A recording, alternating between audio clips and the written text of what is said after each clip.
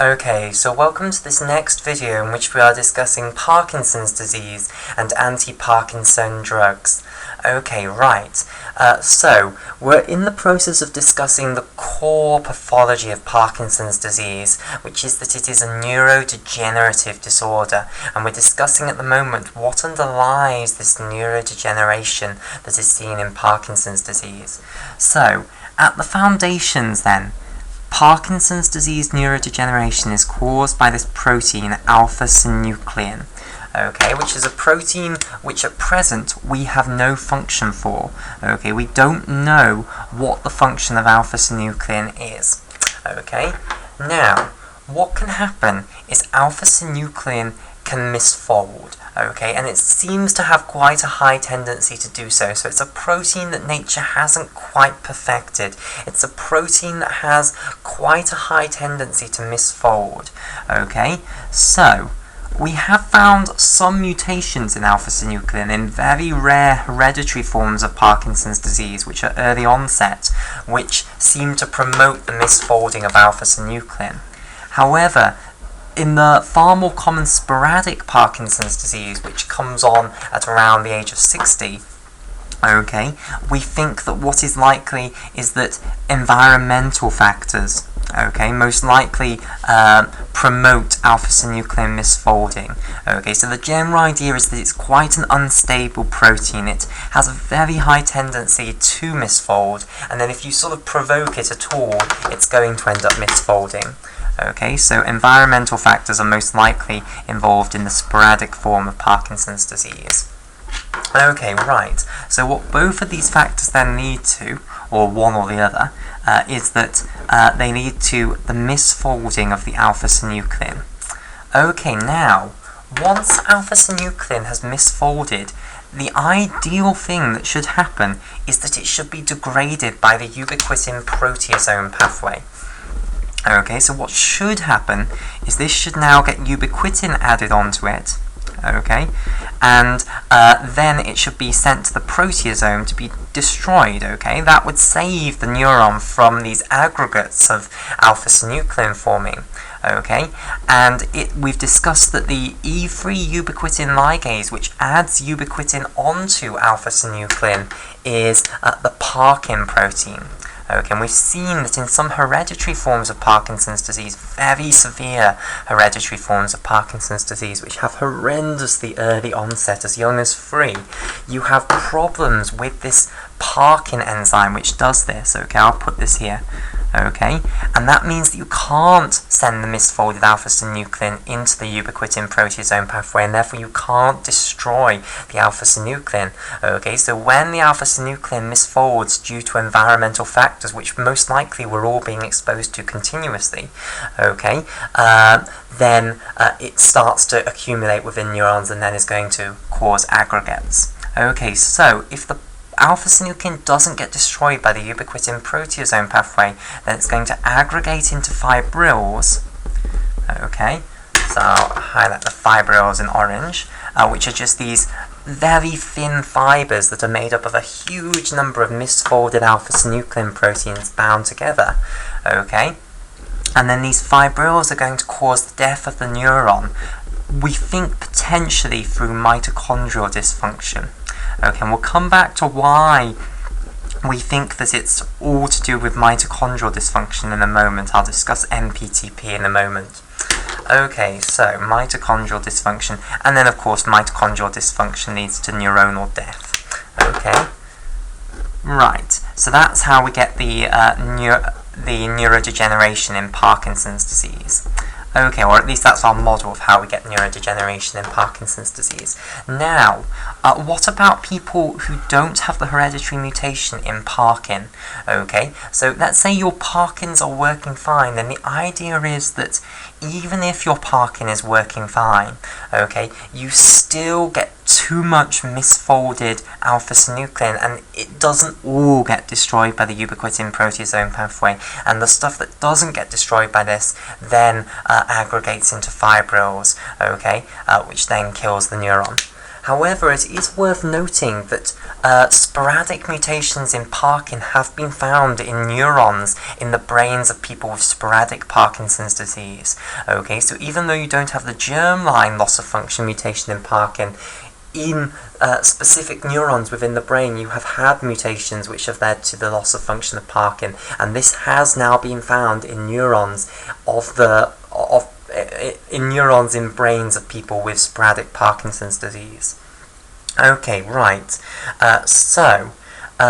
Another noteworthy point is that people with this severe form of hereditary Parkinson's disease, where you have mutations in the Parkin E3 ubiquitin ligase that cause loss of function of this enzyme, okay, they do not have Lewy bodies. Okay, and this is one of the great pieces of evidence for Lewy bodies not actually being the cause of the neurodegeneration. It's the fibrils of alpha-synuclein that we think are causing the neurodegeneration. Okay, so basically, even though you have a huge amount of alpha-synuclein build up in these neurons in people with the double knockout for Parkin, okay, you don't get the formation of Lewy bodies. Okay, so that suggests that Lewy bodies are not necessary for the neurodegeneration. All you need is the accumulation of alpha-synuclein. Okay, in fact, we think Lewy bodies are effectively a dustbin for alpha-synuclein. We don't think that they are the harmful thing in themselves. Okay, now the other thing that it suggests, okay, because you have to ask, why in these people who have double knockouts for Parkin do you not get the Lewy bodies forming? Okay, you've got a huge amount of alpha-synuclein in these neurons. It's formed fibrils. Why has it not formed Lewy bodies? Well, potentially, Lewy bodies are made up of ubiquitinated alpha-synuclein that has not actually been destroyed by the proteasome. Okay, so potentially there's something that prevents the ubiquitinated alpha-synuclein being destroyed by the proteasome. So when Parkin adds ubiquitin onto alpha-synuclein, it then ends up being dumped in these Lewy body structures. Okay, now that would explain why people with the double Parkin knockout do not get Lewy bodies, even though they do get the neurodegeneration, because they can't add ubiquitin onto the alpha-synuclein, so they just get loads of alpha-synuclein aggregating into fibrils. But if you've got no ubiquitinated alpha-synuclein, then you're not going to get the Lewy bodies if it was the case that the Lewy bodies were made up of ubiquitinated alpha-synuclein that for some reason hasn't been destroyed by the proteasome. Okay, so that's our current picture of all of this, that alpha-synuclein misfolds for some reason. Ideally, it should be destroyed by the ubiquitin proteasome pathway. Potentially, Parkin adds the ubiquitin onto the alpha-synuclein, but then for some reason the alpha-synuclein doesn't get destroyed by the proteasome. Maybe it's just overloaded. The proteasome just has too much to do, and therefore the alpha-synuclein starts backing up, basically. Okay, the ubiquitinated alpha-synuclein forms these Lewy bodies. We don't think that those are particularly harmful. They're certainly not necessary to cause neurodegeneration. Okay, instead we think it's the alpha-synuclein that aggregates into these fibrils, okay, that then causes somehow mitochondrial dysfunction, and that then leads to neuronal death. Okay, so the overall picture then is that too much alpha-synuclein within neurons is killing neurons in the case of Parkinson's disease. Okay, right. So what I would like to talk about now is why are we so focused on mitochondria? Okay, well, the reason that we think that mitochondria are so involved in Parkinson's disease is a piece of evidence that has been extremely helpful in developing our models of Parkinson's disease. And really this event that happened in the 1980s gave rise to some of the greatest animal models for Parkinson's disease that we have, okay? And this is why we know so much about the pathways that underlie the hypokinesia in Parkinson's disease, which we're going to come on to.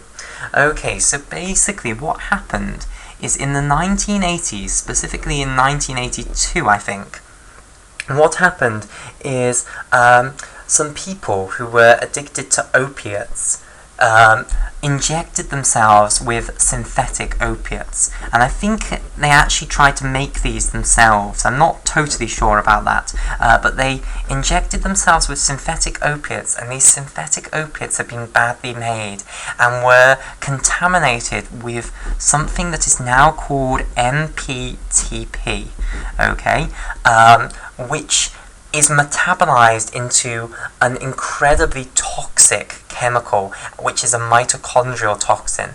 Okay, so let me tell you about what MPTP stands for. So MPTP stands for 1-methyl-4-phenyl-1,2,3,6 tetrahydropyridine. So let me write that down and then I'll show you the actual structure for this. So the first M is for 1-methyl here. The first P is for 4-phenyl. Okay, so let's underline, let's color code it. So this M here is for methyl. Okay, the P here is for phenyl. Okay, and then it's 1,2,3,6, 1,2,3,6, and then it's tetrahydropyridine. Okay, whoops, missed out the hydro. Tetrahydropyridine. So the T is for tetra, and then we've got hydropyridine. Pyridine. Okay, right. So we'll have. I'll get another colour.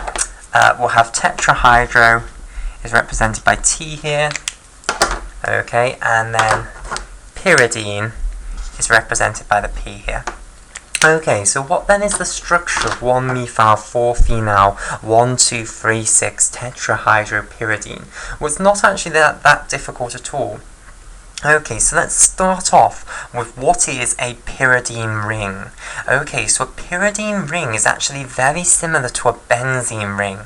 Okay, so let me just remind you of what a benzene ring looks like.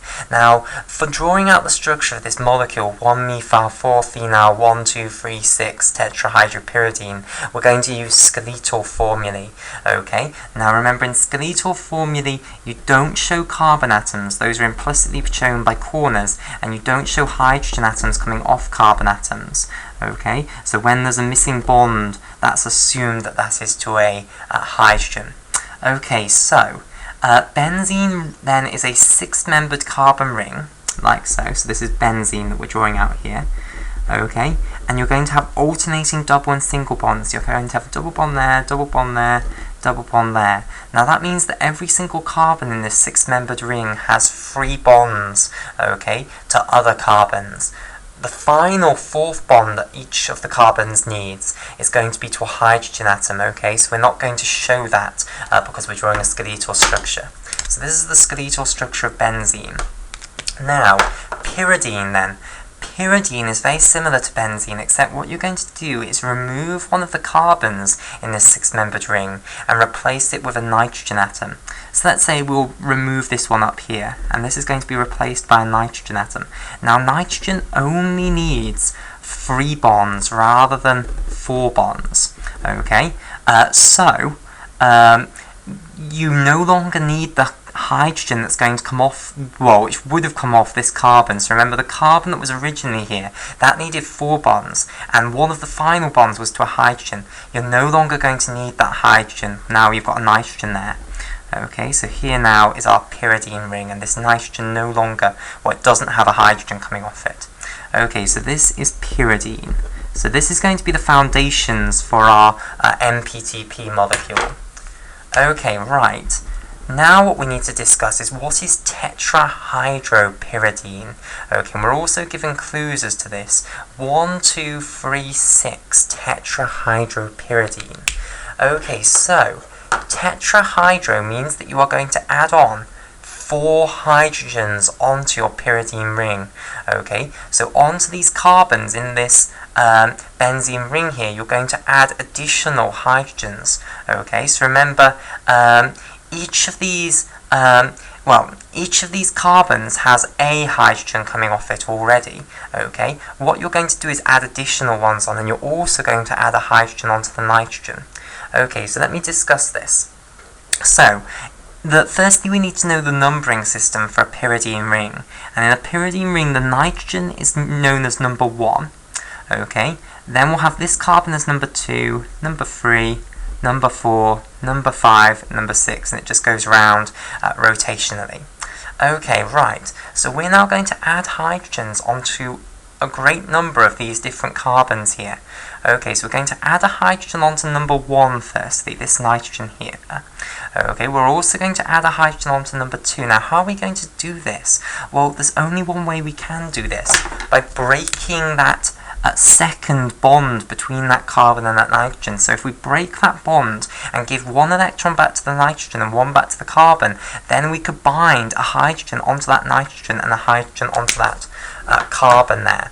Okay, we're also going to do the same thing here on carbon number 3 and carbon number 6. Okay, so again, what we're going to have to do is break this bond and break this bond, give one electron back to this carbon, one electron back to this carbon when we break this bond, and when we break this bond here, give one electron back to carbon 6 and one back to carbon 5.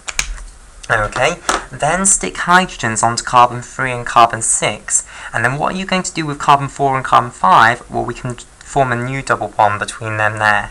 Okay, so what we're going to end up with when we create tetrahydropyridine, okay, specifically 1, 2, 3, 6 tetrahydropyridine, is we're going to now have this nitrogen here, which will have a hydrogen coming off it. Okay, we've now lost that double bond there. Okay, we have created a new double bond here. Okay, and now we don't show anything else, because remember, we don't show hydrogens coming off carbons, but now this carbon here, and this carbon here all have 2 hydrogen atoms coming off them. Okay, so this is tetrahydropyridine, specifically 1, 2, 3, 6 tetrahydropyridine. Okay, now then, all we need to do is add on to this a methyl group of number 1 and a phenyl group of number 4. Well, that shouldn't be too difficult at all. Okay, so a methyl group of number 1, what we're going to do then, nitrogen is number 1 up here. We're going to take that hydrogen that we've just put onto that nitrogen off, and we're going to put a methyl group on there instead. Okay, so if I now show this tetrahydropyridine ring on its side, like so. Okay, here is our 6-membered ring on its side. We're now going to have this double bond here. Okay, we'll put that down here. Okay, and now we're going to have a methyl group coming off this nitrogen. Now, when you show methyl groups in skeletal formulae, they always look a little bit odd. Okay, because you just show the carbon here, and then you don't show the 3 hydrogens coming off because it's a skeletal formula. Okay, but that is a methyl group there.